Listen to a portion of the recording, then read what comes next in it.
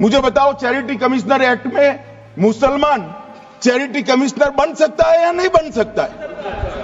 उसको ट्रस्ट नहीं चलाना है, उसको चैरिटी के कानून के हिसाब से वो ट्रस्ट चले उसकी देखरेख करनी है। ये धार्मिक नहीं है, ये धर्म का काम नहीं है मान्यवर, ये एडमिनिस्ट्रेटिव वर्क है। और इसलिए तो फिर चैरिटी कमिश्नर हिंदू होगा तो वो क्रिश्चियनों के ट्रस्ट का कैसे देखरेख करेगा? चैरिटी कमिश्नर क्रिश्चियन होगा तो जैनियों के और हिंदुओं के ट्रस्ट का कैसे देखरेख करेगा? अब बताओ कि सारे ट्रस्ट के चैरिटी कमिश्नर अलग अलग बन, देश तोड़ दोगे आप लोग, तोड़ दोगे। हमने साहब, मैं अभी भी आपके माध्यम से, इस सदन के माध्यम से देश भर के मुसलमान भाइयों बहनों को कहना चाहता हूं, आपके वक्फ में एक भी नॉन मुस्लिम नहीं आएगा। ये एक्ट में ऐसा कोई प्रावधान नहीं। मगर जो वक्फ बोर्ड है और वक्फ परिषद है, उसका काम क्या है? वक्फ की संपत्तियां मान्यवर बेच खाने वाले लोगों को पकड़कर इसके बाहर निकालने का। वक्फ के नाम पर औने पौने दाम में संपत्तियों को 100 साल तक किराए पे देने वाले लोगों को पकड़ना है। वक्फ का जो पैसा होता है, इनकम जो गिरती जा रही है, जिसके माध्यम से माइनॉरिटी का विकास करना है, माइनॉरिटी को आगे बढ़ाना है, इस्लाम धर्म की सारी धार्मिक संस्थाओं को पुख्ता करना है। ये पैसा जो चोरी होता है ना, उसको पकड़ने का काम वक्फ बोर्ड, वक्फ परिषद करे। और मान्यवर, वो चाहते हैं कि इनके राज में जो मिलीभगत चली वो चलती रहे। ये नहीं चलेगी, ये नहीं चलेगी। और मान्यवर, मैं आज आपको बताना चाहता हूं क्या स्थिति हुई है मान्यवर। सबने कहा, रिपीटेशन भी होगा, परंतु मैं कहना चाहता हूं मान्यवर कि वक्फ के 2013 में जो अमेंडमेंट्स आए, अब बिल किरण भाई का है, मगर मैं कह सकता हूं कि वक्फ का 2013 का अमेंडमेंट न किया होता तो ये बिल लाने की शायद जरूरत न पड़ती। सब कुछ अच्छा चलता था, 14 में चुनाव आने वाला था, 13 में रातों रात तुष्टीकरण करने के लिए वक्फ कानून को एक्सट्रीम बना दिया गया। और मान्यवर, इसके कारण क्या हुआ? इसके कारण दिल्ली लुटियन की 123 वीवीआईपी संपत्ति कांग्रेस सरकार ने जब चुनाव मुहाने पर थे, 25 दिन दूर था, वक्फ को देने का काम कर दिया। दिल्ली वक्फ बोर्ड ने उत्तरी रेलवे की भूमि वक्फ के नाम घोषित कर दी। हिमाचल में वक्फ की संपत्ति बताकर उस पर अवैध मस्जिद बनाने का काम किया। 250 हेक्टेयर क्षेत्रफल वाले 12 गांव पर वक्फ का स्वामित्व हो गया तब तमिलनाडु में।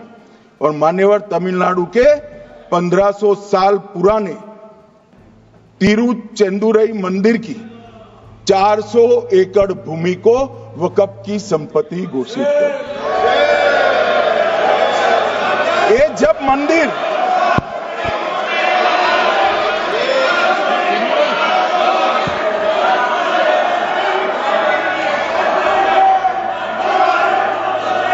आपको मौका मिले जब अपनी बात कह देना, प्लीज बैठिए।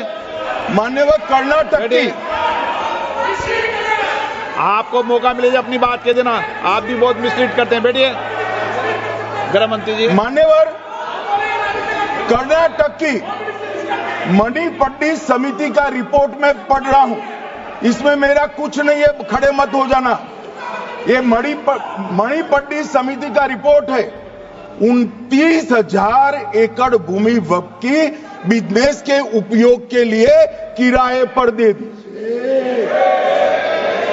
मान्यवर, 2001 से 12 के बीच 2 लाख करोड़ की वक्फ की संपत्ति निजी संस्थानों को हस्तांतरित कर दी 100 साल की लीज पर।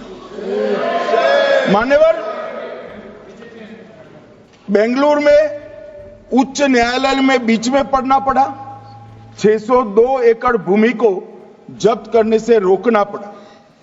विजयपुर कर्नाटक के होनवाड़ गांव की 1500 एकड़ भूमि पर दावा कर उसको विवाद में डाला और 500 करोड़ की संपत्ति जिस भूमि का मूल्य है वहां 5 स्टार होटल को महीने 12,000 रुपए के किराए से दे दिया। अब मान्यवर ये कहते हैं कि इसका हिसाब किताब न करो, इसकी देखरेख न करो। भाई ये पैसा जो है देश के गरीब मुसलमान का है, ये गन्ना सोटों की चोरी के लिए नहीं, ये इसको रोकने के लिए। और इनके जो ठेकेदार बैठे हैं मान्यवर, ये यहां गरज गरज कर बोलते हैं, खुद तो समझे बगैर बोलते हैं, कुछ समझ कर बोलते हैं। उनको लगता है कि इससे हम जीत जाएंगे। मान्यवर, कर्नाटक में दत्तापीठ के मंदिर पर क्लेम किया, तालीपरंबा 75 साल पुराने एक दावे के आधार पर 600 एकड़ जमीन का दावा किया और ईसाई समुदाय की भी ढेर सारी जमीनों पर कब्जा कर लिया गया।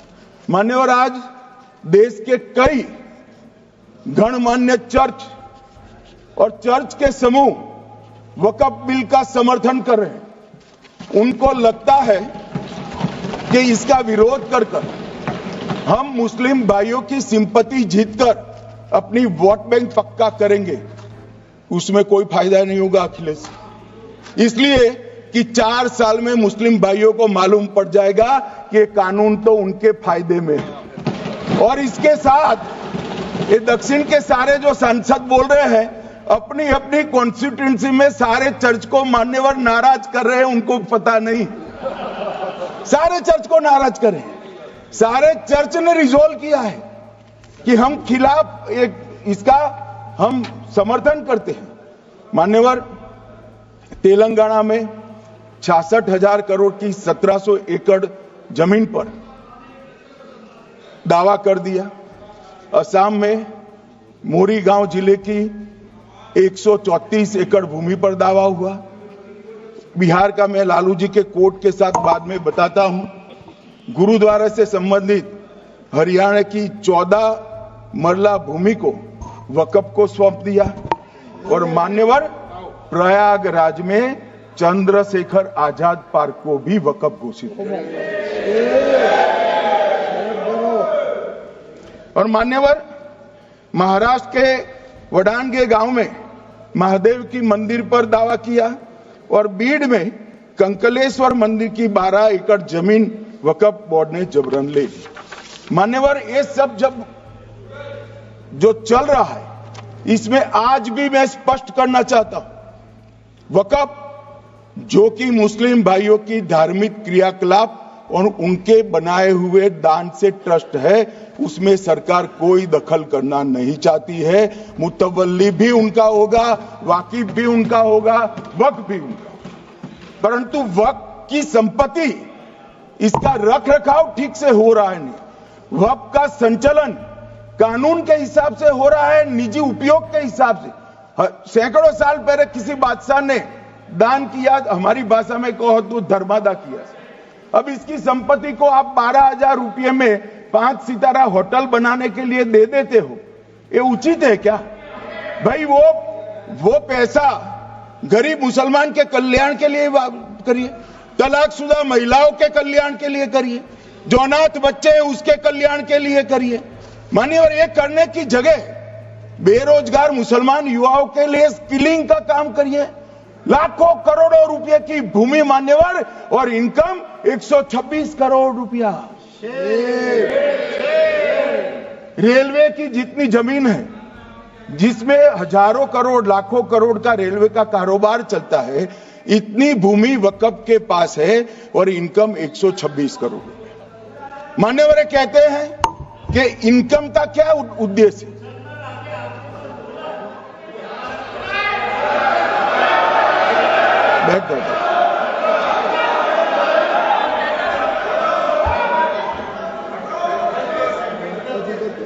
मान्यवर, मैं दादा की टेंशन समझ रहा हूं, ये बंगाल के मुसलमान भी सुन रहे हैं, तो उनको टेंशन होना स्वाभाविक है। मान्यवर, लालू प्रसाद जी, आज आरजेडी के सारे सदस्य बोले जब 2013 का अमेंडमेंट आया, मैं लालू जी का तो पूरा पढ़ना चाहता हूं, बाकी सदस्यों का सिर्फ टोकन पढ़ूंगा। लालू जी ने क्या कहा? मैडम, सरकार जो यह संशोधन विधेयक पेश किया है, सरकार की पहल का हम स्वागत करते हैं। शाहनवाज हुसैन जी और अन्य माननीय सदस्यों ने अपनी बातों को यहां रखा, मैं उसका समर्थन करता हूं। आप देखिए, सारी जमीनें